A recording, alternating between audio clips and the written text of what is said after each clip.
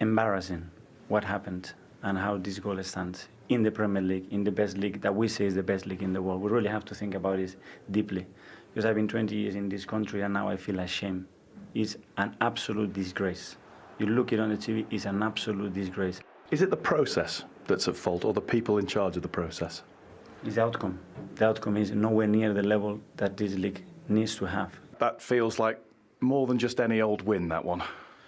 Well, yeah, it does, because I think the circumstances around it, we're suffering a bit of bad luck at the minute. We're losing players, but the response of the players that we do have that are fit and available has been incredible, and I think you can see from the spirit at the end, the determination to hang on to our lead from everybody. The collective effort was superb. A tackle on one of your players at the end of the first half. What was your verdict on that? Well, it was quite close to us, so I thought it was dangerous. Potentially high, but I've only seen it with my sort of naked eye, not with any replay. But it wasn't given. I thought it was. I didn't think it was a difficult game to referee, but in the end, it sort of looked that way. The goal comes moments after you moved into the central striker's role. Tell us about the goal, and tell us, was there any angst as the delay went on and three things were checked? Gaffer's a genius, isn't he, for putting me there. We've been having some jokes about playing number 9, so it's just good to see that pay off. And like you said, the goal was carnage, really. I was just hoping I hadn't celebrated too quick, and then it got pulled back, and I'm delighted that it got put through. Eddie, that was a hard-earned win. Is that possibly the most satisfying 3 points of the season so far? Yeah, because it's the most recent. I think it was a really tough game. That was a really, really difficult match, I think, for both teams. I don't think just for us. We had to really dig deep. We're having a lot of bad luck at the moment with injuries, and that's making it even more difficult, but full compliment to the players that stepped up today. Was that the longest VAR check of your career? Well, it was. I thought it was initially for potentially a foul. I didn't think it was a foul, but potentially Jolinton off the back of, I think it was Ben White. I'm not 100% sure. That's all I could see that possibly wrong. And then, of course, there was the three checks. So for ball out, then offside, then a foul. Yeah, and thankfully none of them were pulled up on. It was a niggly game, and I suppose you could argue both teams may be lucky to finish with 11 players. Is that fair? Well, to be more specific, first, I thought the Kai Havertz one was questionable on Sean Longstaff. That looked a bit dangerous. Well, that's why I was hesitating, because for me that was the only moment in the game where I could see a red card, but you might tell me differently, but that's the only moment I could see. I thought there was a lot of needless yellow cards. I don't think there needed to be that many in the game. I don't think there was that many, apart from the Havertz tackle. I don't think that many bad ones. But it became very bitty, a lot of stop-start, a lot of controversial moments, and I didn't think it needed to be that way. Yeah, the other one, I meant, Bruno looked like he caught Jorginho running past him. Hard to say if there was any intent there. I don't know if you saw that. I'm not being mischievous by saying I didn't see it, but that's why I say you might tell me differently. Well, he's got a yellow card anyway, so he'll be suspended next week for Bournemouth now? Yeah, absolutely disappointed with that, because we can't afford to lose anybody through suspension with the injuries that we have. But yeah, we can't change it, it's done, so we'll have to worry about that when it comes around. A word for a couple of the players who came on. It was another really mature play from Tino Livramento today. Yeah, I thought he did very well. It was a difficult game to come into.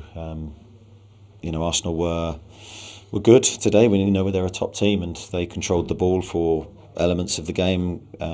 Martinelli's a big threat on that side of the pitch, especially when Zinchenko came on. That gave them a nice balance down that side of the pitch. So we had to defend well off our right-hand side, and Tino was fundamental to that. Jacob Murphy's so unlucky with the shoulder, but then for Matt Ritchie to come on, I suspect wasn't really expecting to be involved today and to perform like that. You must be really pleased with him. Well, that goes to show everyone's needed and everyone has to be ready and everyone has to know their job. So Matty's come on and done a brilliant job for the team. Not known for his heading from defensive set plays, but he got his head on a couple of big ones for us, and that goes to show the spirit in the squad. Just final one, how pleased should everyone be? A couple of times in the last few games you've had winning positions and slipped to draws to hold out today and to pick up that win. Yeah, I think it's tough to do. It's tough to win in the Premier League, and when you're leading against these types of teams, that was a real test for us with 20 minutes to go, with, as I say, our limited resources currently, with a lot of players out injured. But it goes to show that we're good enough. And Mikel, I suppose the key moments of that game was the goal, 3 VAR checks. Since you weren't too happy with that? No, it's an absolute disgrace. Did you think it should have been disallowed for the foul or for the potential offside? That's not the question. The goal should never be allowed. For 2 or 3 reasons. It's embarrassing. It was a niggly game. Were you frustrated with the officials generally? Could they have got on top of it earlier? It doesn't matter. It was a great game of football with 2 very competitive teams in a really tough stage against a really good team, and we tried our best, and I think we performed at a really high level. We should never lose the game. Did you deserve to get something out of the game? 100%. Mikel, I think the big talking point from that game, apart from the result, obviously, is going to be the goal. What are your views on Newcastle? Yeah, we have to talk about the result because we have to talk about how the hell this goal stand up, and it's incredible. I feel embarrassed, but I have to be the one now coming here to try to defend the club and please ask for help, because it's an absolute disgrace that this goal is allowed. It's an absolute disgrace. Why do you think it's a disgrace? Because it's not a goal. For many reasons, it's not a goal. For more than one reason at least, it's not a goal. And it's too much at stake here. We put so much effort. It's so difficult to compete at this level. And it's an absolute disgrace. Again, I feel embarrassed. I've been more than 20 years in this country, and this is nowhere near the level to describe this as the best league in the world. I am sorry. Playing devil's advocate, there were pre-checks and the information back from the Scottish That makes it even worse. Even worse. It makes it even worse. You just need to see one image, c'est fini. And you have any doubt, you look at the second one, and if this is a goal, okay, that's fine. They're saying they haven't got camera angles to prove one way or the other. I don't care, honestly. I don't care what they say. It's the outcome. It's too late. Whatever they say is too late. I don't want to be in the hands of people. 2 referee decisions from the first half that came into focus was the challenge from Kai Havertz, which saw through Newcastle players' box, and also the elbow on Jorginho for Bruno in the first half. And the penalty on Eddie, and there is a lot of things. We can continue. Yeah. Sorry, did you think the ball was out for the goal? Was a foul, an offside? Or... But this is really the question, guys. The question is, it's not a goal. It's simple. It's not a goal. For which one Simple. Of the reasons? Sorry, for which one of the reasons? Sorry? For which one of the 3 reasons did you not think? Because for a goal to be allowed, there are certain things prior to that the ball hitting 1 meter from the goal that are not allowed in football. In here, in China, in Japan, in Spain, in Italy, and in Portugal. They are not allowed. That's what happens. One there from Jonathan. Mikel, we've seen lots of VAR mistakes, and then the clubs get an apology afterwards. I mean, it's the point that an apology is no use to you. Nothing. I have to stand here now and explain. And we lost 3 points today, guys. You know what that means? It's too hard, this league. It's too hard. It's too much at stake. It's embarrassing. And finally, we'll go to Tom. How do you now pick the players out? Because obviously they're going to be as frustrated as you are. How do you now... I have to praise them. It's not in their hands. It's not in their control. I have to praise the players the way they play here and what they did and how much they limit Newcastle to what they did and how much we tried. It's incredible, honestly. There was some good performances. William Saliba was really strong and impressive. You know, we saw Kai Havertz, I think, probably the strongest performance of the season. What did you make? That's so much. It's incredible the way this guy played with 21 years old, the way they play here, the way they competed against this team, because they're a top team. Incredible. So to get the game out of that like this, it's just, honestly, I feel sick. That's how I feel. I feel sick to be part of this. Okay, guys. Thank you very much. Thank you. Here we go. Is it in? There you go. So, that's a fat line. Yeah, but that's a fat line. Surely they're like...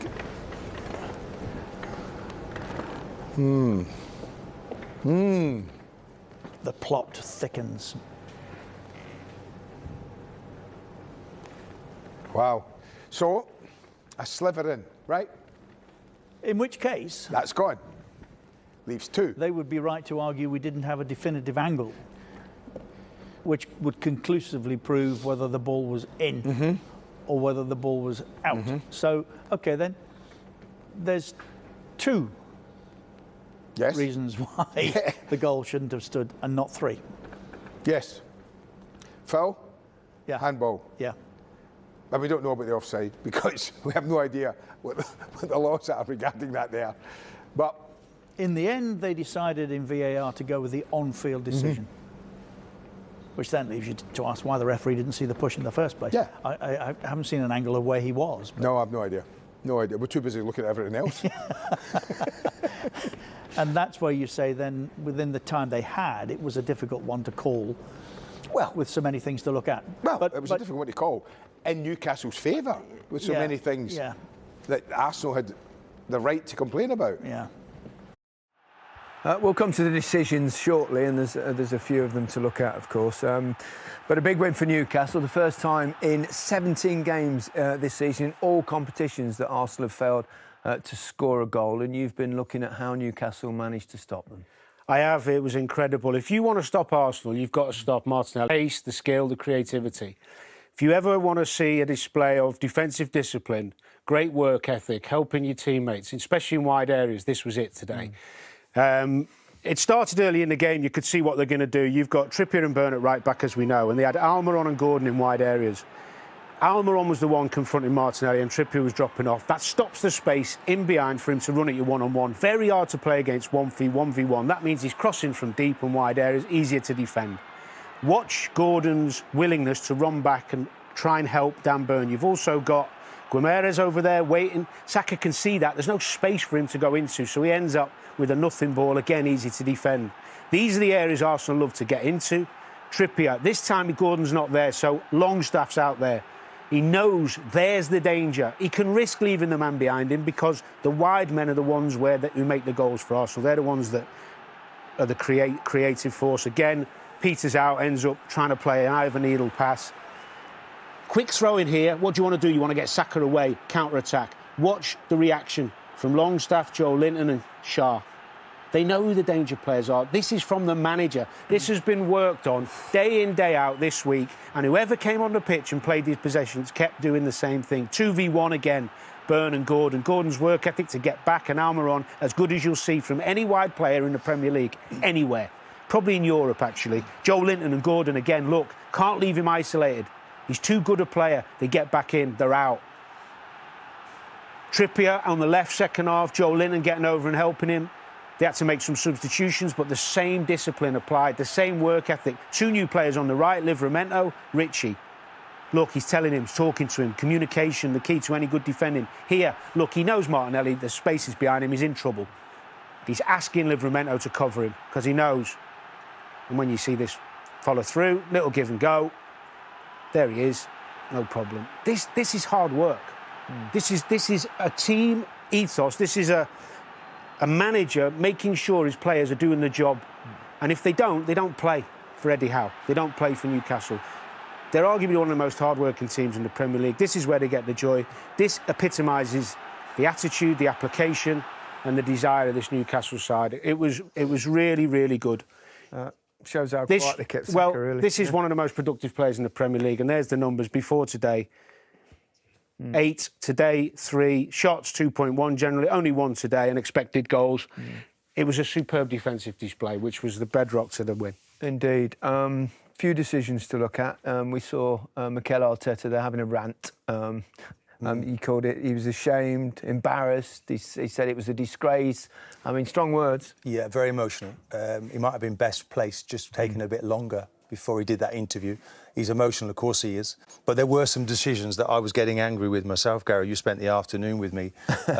Always a pleasure. Yes. I do feel that Havertz here was really lucky because, you know, look at the challenge. He's just about, it's low enough. I think he keeps his foot quite low. I think it's reckless but not dangerous. According just to about. Yeah. It's borderline, isn't it? Just about helps him. And then we've got an amber. Then we've got a little battle going on here. Bruno Guimaraes. I mean, look, for me that is very lucky again there. Yeah. I mean, on another day he could have been sent off as well. One each. And this one here, I mean, look, I think this is like the referee's losing the plot here because you've got 2 balls on the pitch. Trippier wants this ball to be drilled quickly. It's a rolling ball, so you can't hit a rolling ball. Havertz gets whacked with it, and then we're wondering who's he going to book next. And in the end, he books neither of them. Well, Havertz got lucky there. He stood in the way of it, but yeah, you're right. So, you know, Bruno then eventually gets booked for this. But again, as I say, he might have been booked earlier in the game, but nonetheless, and we haven't even got to the goal yet, Gary, which is really what it's all about. Well, yeah, three things they looked at. Yeah, I mean, this could have been Gabriel got to get rid of the ball there. and we can question the goalkeeper as well in his positioning. And this isn't really conclusive because we still haven't got the technology yet. But around the perimeter of the pitch, is that out? Isn't it? It comes back in, and for me, I was screaming there. That's a foul on Gabriel, which we'll take another look at later. From this angle, the circumference of the ball, it's not clear. That looks as if it's actually in from that angle. From my point, Willock's done remarkably well here, by the way, to straddle the Great corner flag. Yeah. So he whips it back in. I mean, from there again, look, that looks like it's out. A bit like the one in the World Cup. Remember Japan, Yeah. wasn't it? Japan-Germany game. Exactly. We were convinced it wasn't. Spain or Japan? But this one here now, we haven't got a camera angle, we're told, to actually available to draw the lines for this, what's potentially an offside.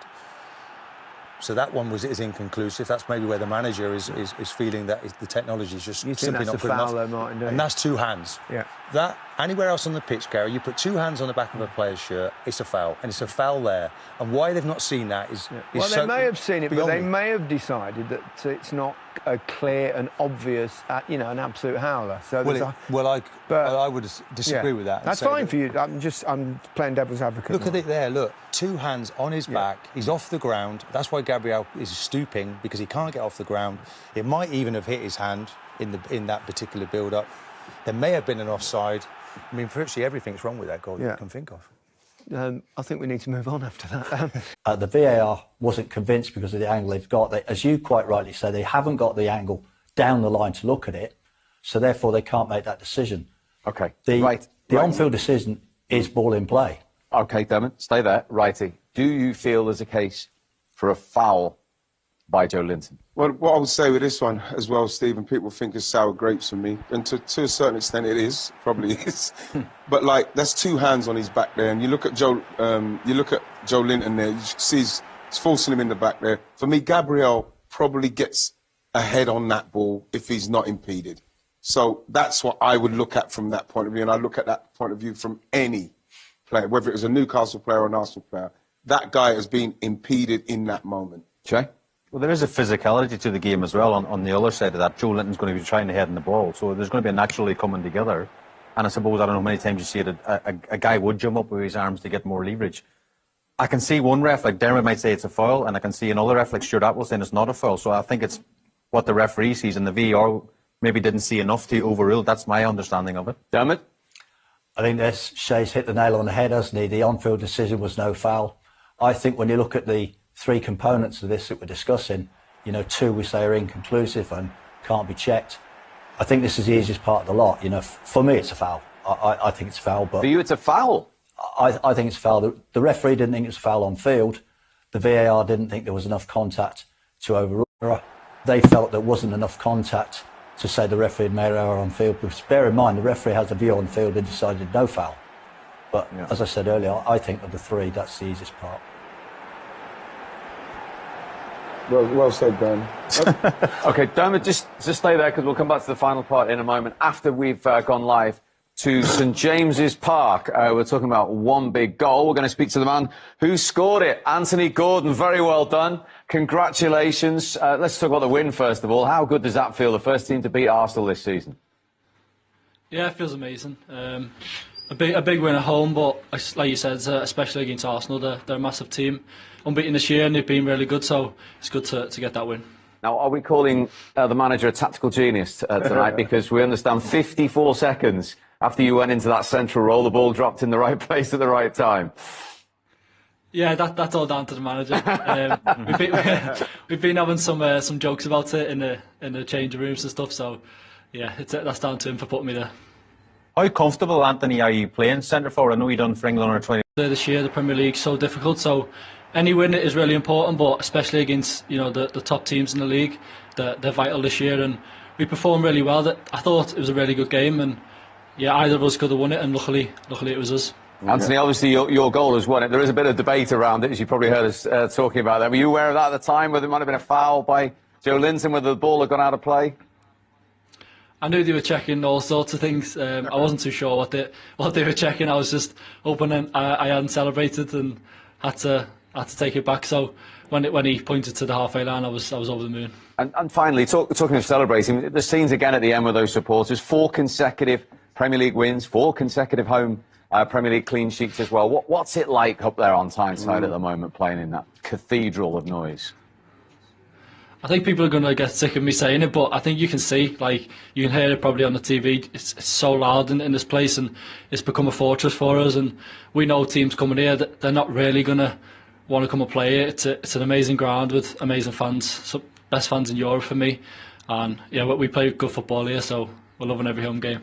Well done today. And talking to Europe, good luck on Tuesday as well. Well done, Anthony. Well done, mate. Thank you. Thanks, guys. Thank you. That is the match winner, Anthony Gordon for Newcastle, the first team to beat Arsenal in the Premier League. This hugely strong words there from Mikel Arteta. I counted 6 embarrassings, 3 it's a disgrace. What do you think?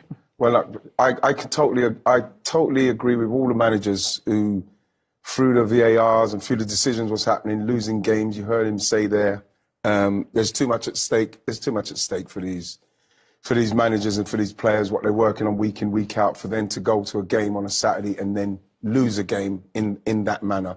And he's not giving Newcastle credit, because Newcastle's a great team. You go up there, it's going to be tough. Like I said, I would have taken 0-0 if we didn't lose in this kind of circumstances. But I'm so pleased just to hear him saying it, because it does anger you. It angers the fans.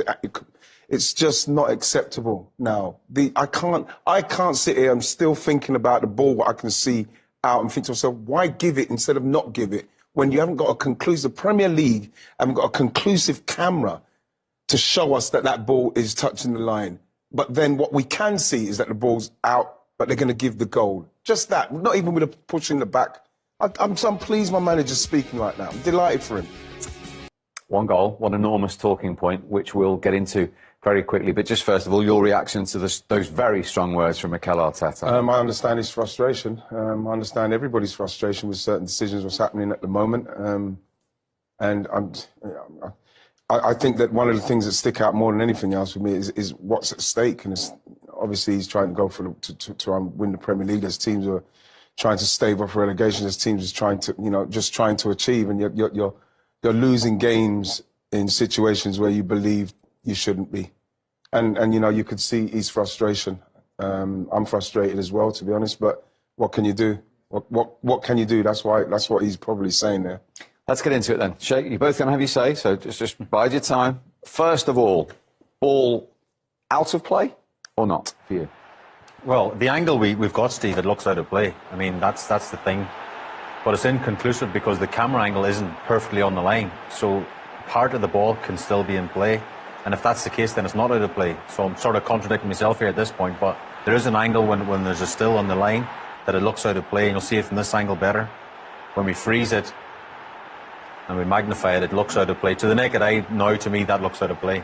But if you've got a camera running right along the end line, part of the ball could still be in play. And I think that's why they couldn't, even the VAR couldn't say it's definitely 100% out of play, because they haven't got the right angle. The thing with that, though, Shay, is that why it's so frustrating for me and very hard to take is because we haven't got a conclusive angle to show that it may be crossing the line, the circumference of the ball might be crossing the line. So why would you, from what you can see, that the ball is out, would you still not give that ball as out? That's what I can't understand. OK. Well, we're going to talk to Dermot Gallagher in a moment. First of all, is this potentially a foul by Joe Linton, Righty? Well, from what we can see here, he's got 2 hands on his back.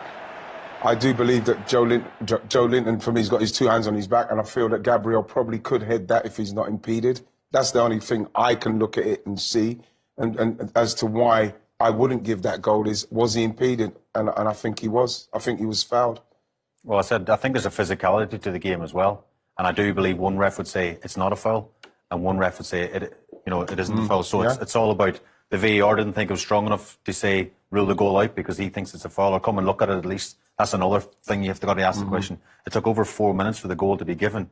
Why can't the referee sure that will go to the screen and talk him through with the VAR all the different decisions on that particular goal? Oh, let's talk to our referee, the former Premier League official, Dermot Gallagher. Dermot, right, 3 sections here. First of all, ball out of play. Discuss.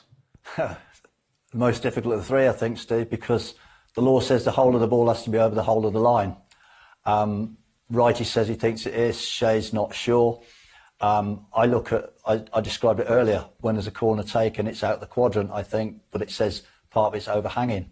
The argument is here, is it overhanging?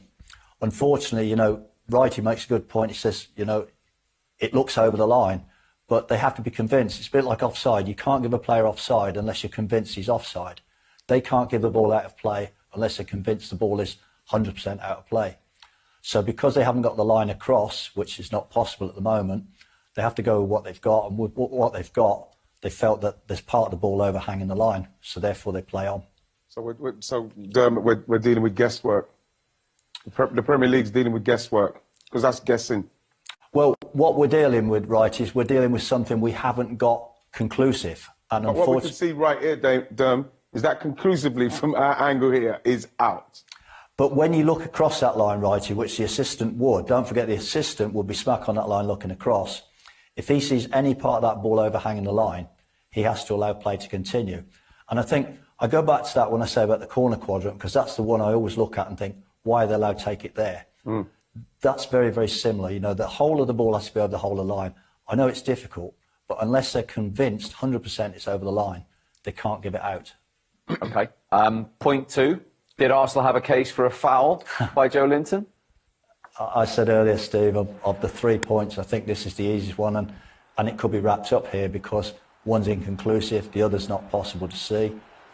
With this, for me, I mean, Shay makes a great point. One referee would say yes, one referee would say no. I fall into the yes camp. You know, I think it's a foul. Stuart Atwell didn't think it's a foul. That's the difference. The VAR didn't think there was enough contact to overrule the referee. So therefore, the on-field decision stood. So on the back of that, Dermot, you know it takes over 4 minutes for the whole sort of conclusion to come. Is it not worth Stuart Atwell having a little jog over just to the screen and actually talking him through the whole thing bit by bit, because there's so much to go through? In other words, because he's standing in the middle of the pitch just fending players off for 4 minutes. Surely to get the right decision, and if he thinks, look at the push, or if it's a push or not a push, I still think I'll stick with my on-field decision because I've seen it again now in the replay. Is that not easier to work out? I think sitting here, now Shay, it is, there's no doubt about that. But when you look at it, if you walk it through like they did, the first thing is checking the ball's over the line.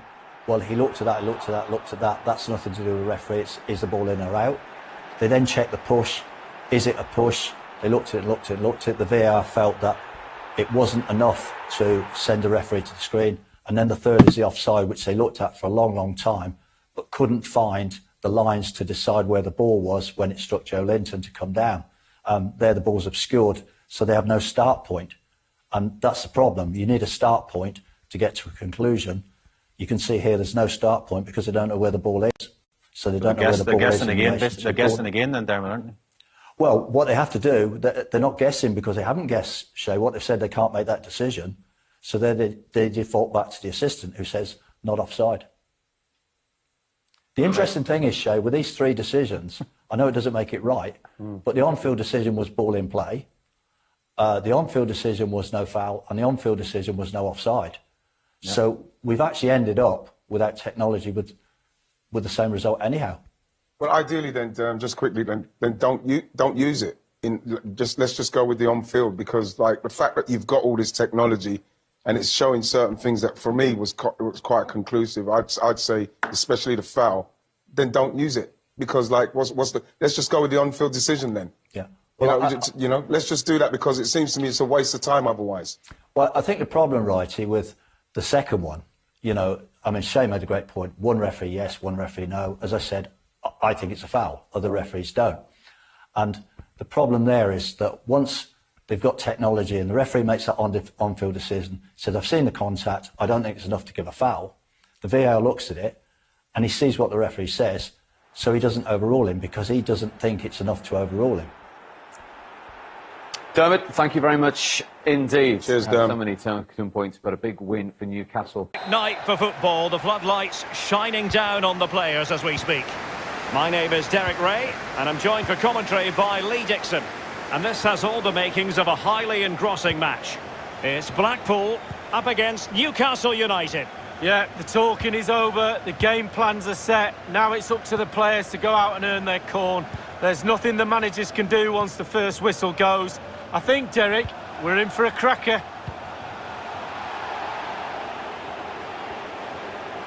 Getting forward.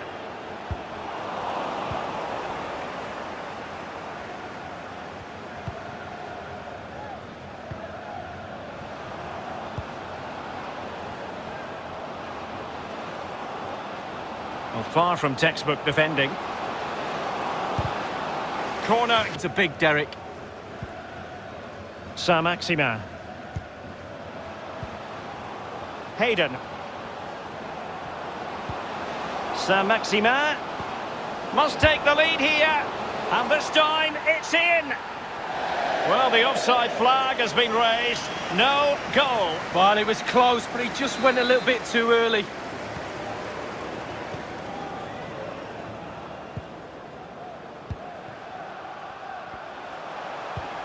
Well, visionary passing. Well, now in a dangerous position. In it goes, an early goal. No wonder they're celebrating.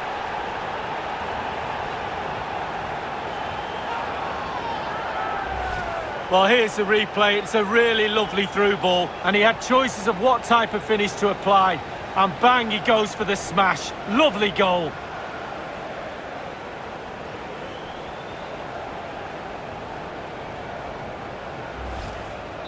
The opening goal of the game then.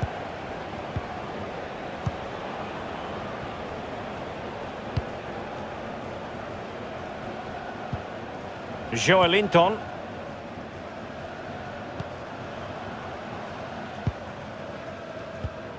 Went in strongly, decisively. Well, that pass easy on the eye.